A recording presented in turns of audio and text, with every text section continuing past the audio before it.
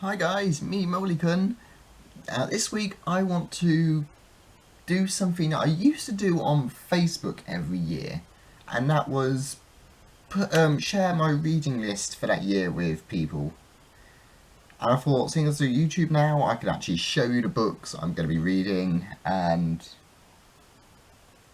carry it on, but with a bit more. I don't know.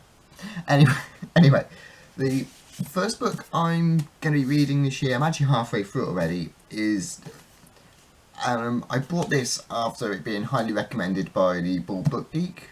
I'll link his channel down in the description. But it's Philip Pullman's new book, The Book of Dust. Well, The Belle Sauvage, I should say. It's the first book in the Book of Dust trilogy. I think it's going to be a trilogy. I think it's going to be a trilogy. It just says Volume 1. So, maybe it is, maybe it isn't. But it's a prequel sequel to Philip Pullman's Dark Materials, which I absolutely loved as a teenager when I read them. The whole church is in charge of everything, but there is secret factions trying to fight back and get rid of the church. And on one side you had Mrs. Coulter, and on the other side you had Lord Asriel, and in the middle you had their child Lyra. And it was strange because it involved travelling between multiverses, and in the third book Lyra actually meets God himself and kills him by mistake. And it all gets a bit weird and a bit far-fetched, but it's a really good book. If you read the books all the way through fully, it's not far-fetched at all, but on the surface of it is really quite strange. But this is a prequel to that, Lyra's baby. And from what I've read from the first half, the church hasn't quite got full power yet, but it's building up, and so it's setting into motion the events of the Dark Materials trilogy. And I'm really enjoying it, which is why I'm already halfway through. I'm not usually this fast a reader. But, yeah. If you do like Philip Pullman or his Dark Materials, do go get this book. It is wonderful. So the second is Mythos by Stephen Fry. And all this is just a collection of the Greek myths retold by Stephen Fry. Now, I love Stephen Fry. He is an absolute genius, and he has one of them voices as well, where it doesn't matter what he says, it's sexy. I don't know why, he just does.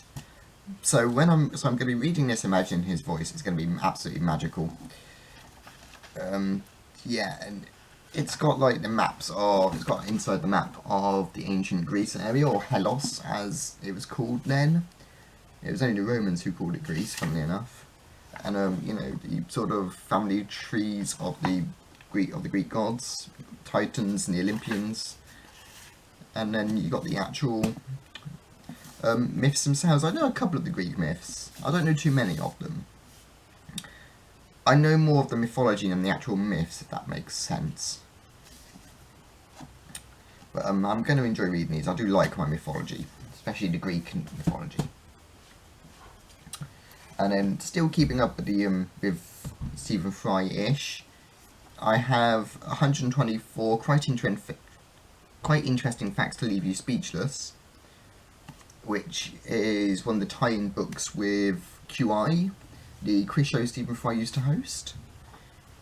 If you haven't seen QI, it is really bizarre. They would ask you really obvious questions, like how many moons does the Earth have?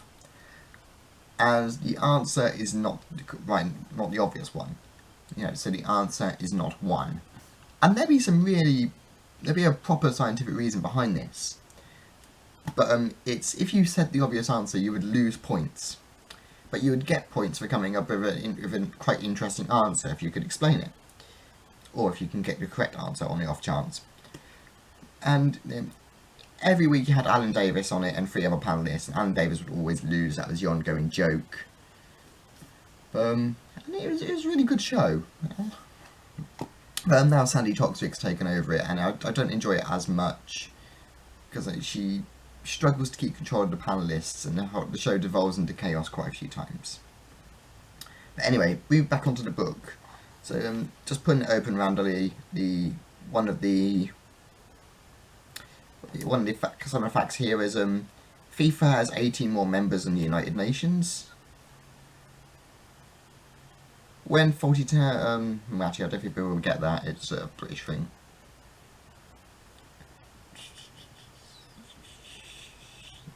In 2015, ISIS threatened 80 lashes for anyone caught watching Real Madrid play Barcelona. So yeah, you've got some really silly facts in here. So I'm going to be having a read through that. And then after that, I've also got the Book of General Ignorance and the second Book of General Ignorance, which are again both tied in with QI. You may have noticed I have a bit of a thing for Stephen Fry. And yeah, and this is just questions and then the answers as to why they're not what people think they are. So it's like, how many wives did Henry VIII have? In school we're always taught that was 6. Divorced, beheaded, died, divorced, beheaded, survived. Catherine, Anne, and Jane. This book says 2 or 4, but never 6. And then it gives you a whole 2-page explanation as to why that is. So I do like my pointless trivia, so I'm going to enjoy reading them books. The next one is Attack of the Flickering Skeletons by Dr. Stuart Ashen. This is a sequel to another book.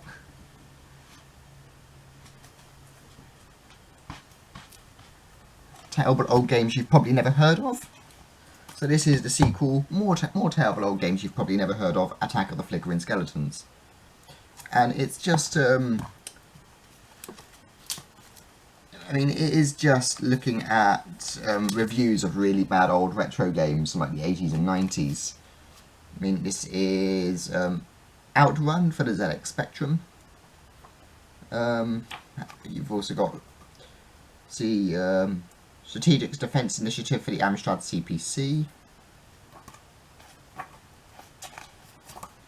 Alien Raiders for the Commodore VIC-20. Ironically, these are all consoles that I've never actually had. I don't think I found a terrible game in the first book for a console I owned, which is promising. But and then this is the sequel.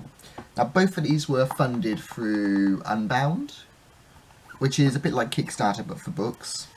So I think I donated like £30 for each on each of them. And oh god, Crazy Kong is in here. I've just seen. Oh dear. Oh, and the Crystal Maze, the Acorn 32-bit.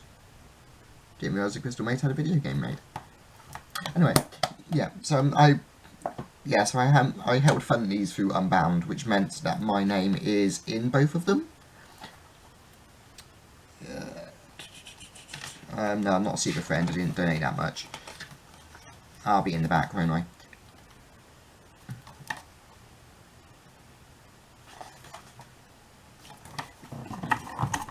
Yep, there we are. So you can see me, I'm noted in the book as being a crowdfunder, or I think that's what they call it, crowdfunders. I'm not entirely sure. But yeah, this is quite a fun book. If you're really into retro gaming like I am, then this is one of the books you want to pick up, especially if you're trying to avoid really bad video games, or you want to know which ones are going to be collectibles and worth some money. Because a lot of these, they were so bad, a lot of the cartridges were destroyed or lost, or just stuffed in a warehouse and forgotten and lost to time. So a lot of these games are now quite rare, especially given the age of them, because some of them are like 30 years old about. So it's a bit of a collector's guide, even though it's not meant to be that. The next book is something I got for Christmas as a Christmas present. The Cosmic Trilogy by c.s.lewis. I've never read any C.S. Lewis. As a kid, I couldn't really get into C.S. Lewis. The same with J.R.R. Tolkien. I couldn't really get into them. They were all a bit dull to me as a child. But maybe now I've grown up, I might appreciate it a bit more. I don't really know what I can say about this. I don't know C.S. Lewis as an author. I mean, I know stuff he's done, but I've not read any of it.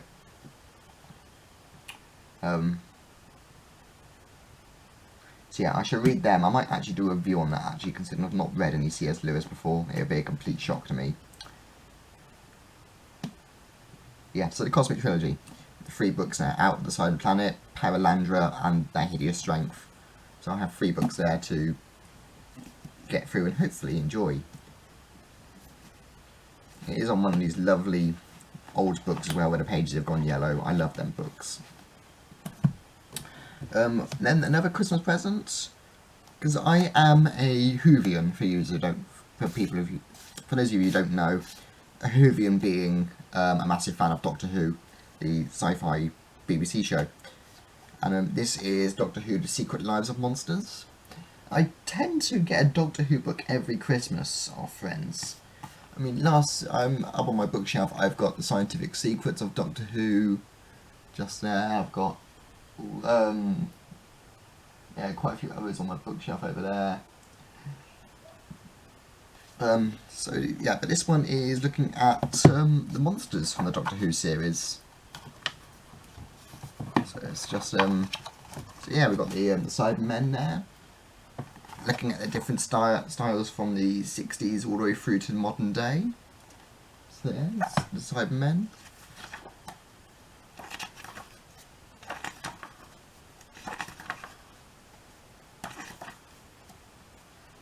I've actually found the Cybermen are more scary than the Daleks, which are his most iconic enemy. Because the Cybermen don't kill you. They convert you into one of them. The Daleks just want to kill everything that isn't them. The Cybermen want to upgrade everything. Because their logic being that because they are metal and robotic, they're immune to disease, they're immune to aging and dying. They're immune to like mortality. So they think every life form has to be upgraded into a Cyberman, as that's the end goal of human. And it's also, yeah, the last series of Doctor Who finished off saying that it doesn't matter where the human race run to, Cybermen would always be the last point of evolution for them, because they would try to escape mortality, and that's how they find it. It doesn't matter where or when this happens, Cybermen will always be the last point of evolution. And it's a little bit scary, especially when you see now that people are always wired to mobile phones, and you can get like microchip implants now, and we're moving slowly into that age where we are fusing with technology. And I mean, this was done in the 60s originally, the Cybermen, and you can see it was almost prophetic in the way they've done that, humans merging with technology. It's a little bit scary. But yeah, the Cybermen have always been my, I've always hated the Cybermen more than I've hated the Daleks. Speaking of Daleks, there we go, there's one, nice big Dalek. And on the next page we have its creator, Davros. We've got a great intelligence as well.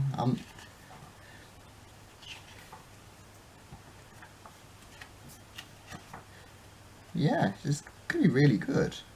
I do like my books. And I do like my Doctor Who, and I like my Doctor Who books. Oh, you've got K9, robot companion to the Doctor. I love K9.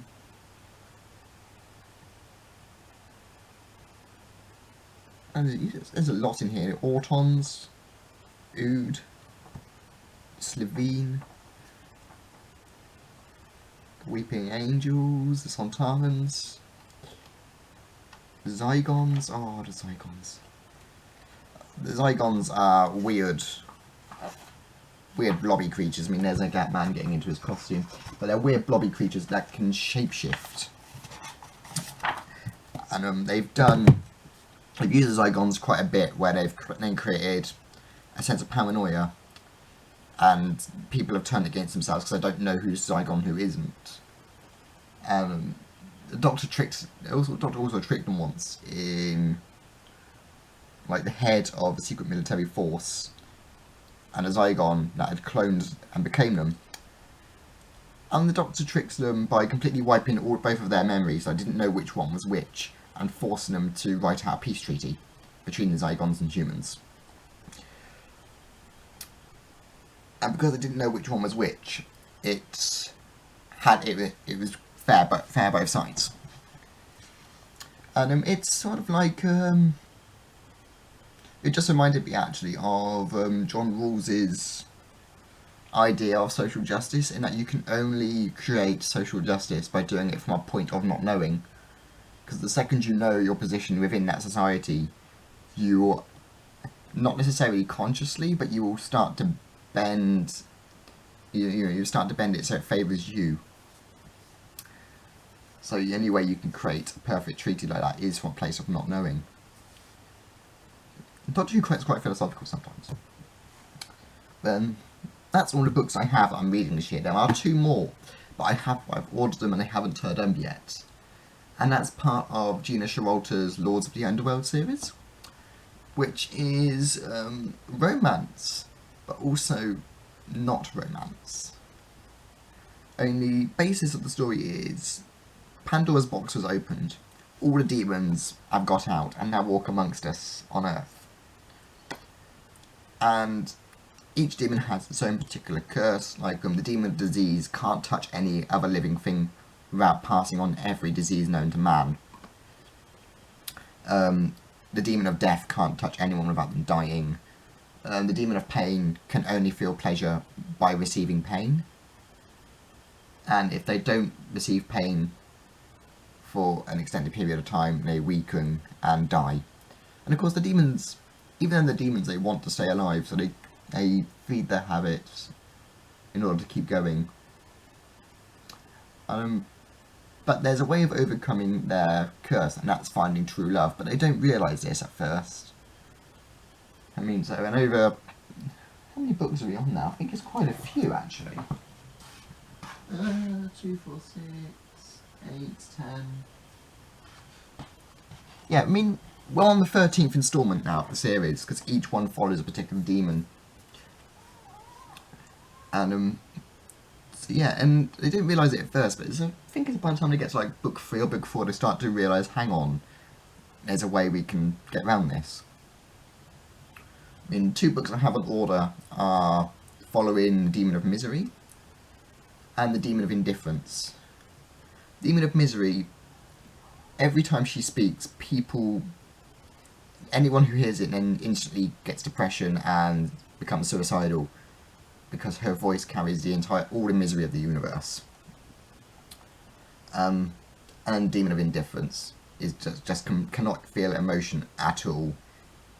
If he does feel emotion, he is in a coma for the next few days.